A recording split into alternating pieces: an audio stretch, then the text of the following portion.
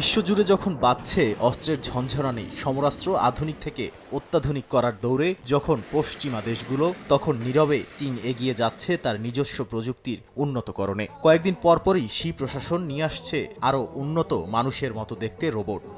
চীনা নতুন বছরে তারা বিশ্বকে তাক লাগিয়ে দিয়েছিল রোবটের নাচ দেখিয়ে। এবার তারা সামনে আনছে রোবট কত দ্রুত দৌড়াতে পারে সে বিষয়টি।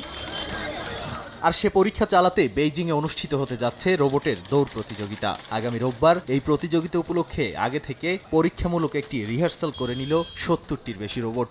স্থানীয় সময় শনিবার সন্ধ্যা থেকে শুরু হওয়া এ পরীক্ষামূলক দৌড় চলে রোববার ভোর পর্যন্ত। ২১ কিলোমিটারের বেশি দীর্ঘ রুটে বাস্তব দৌড়ের মতোই সময়, নিয়ম এবং সহায়তা ব্যবস্থা অনুসরণ করা হয়। শহরের ব্যস্ত সড়ক থেকে শুরু করে পরিবেশ বান্ধব পার্ক পর্যন্ত বিভিন্ন ধরনের পথে রোবটের সক্ষমতা পরীক্ষা করা হয়।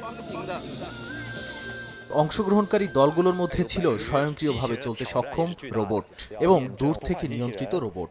গত বছরের তুলনায় অংশগ্রহণ প্রায় ৫ গুণ বেড়ে এবার ১০০-র বেশি দলে পৌঁছেছে। এর মধ্যে প্রায় ৪০% দল স্বয়ংক্রিয় প্রযুক্তি ব্যবহার করছে।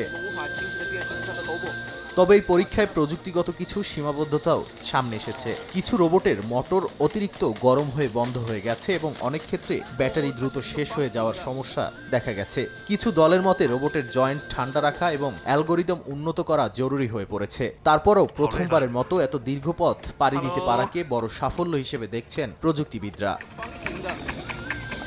নাদিম মারজান, সময় সংবাদ।